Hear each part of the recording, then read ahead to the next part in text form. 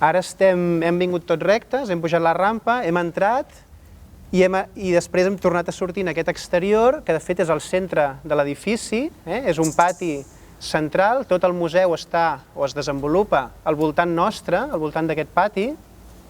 Noteu el pati central, tots? És on estem?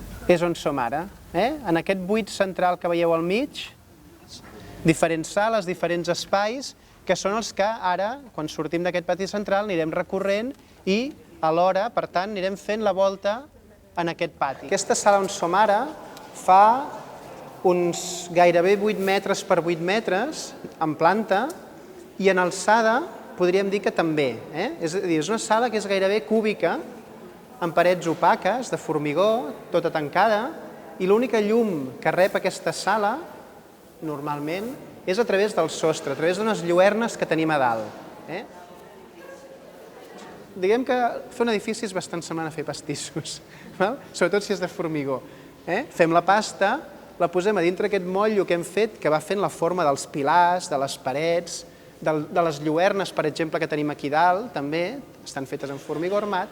S'hi posa el formigó dintre, la pasta aquesta, ens esperem a que s'assequi, no cal posar-lo al forn, però ens hem d'esperar gairebé un mes a que estigui ben sec i ben resistent, i llavors ja es pot treure allò que fa de motllo i el formigó s'aguanta sol.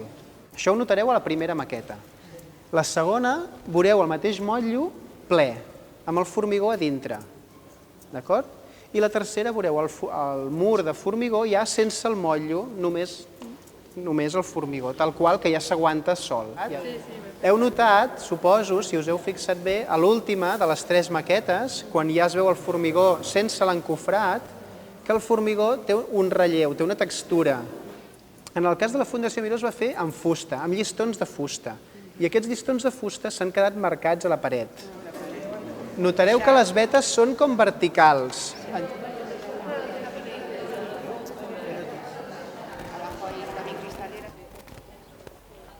Alguns ja ho heu notat perquè us heu atensat i l'heu tocada. A darrere meu jo estic tocant amb el cul a la brana, que també és de formigó armat, per variar, tot és de formigó armat aquí. I darrere aquesta brana ja hi ha el pati a baix, el pati amb l'olivera. En aquesta maqueta, si la aneu tocant, veureu que té com dues textures diferents. Ara estàs a l'entrada, mira, això és l'entrada.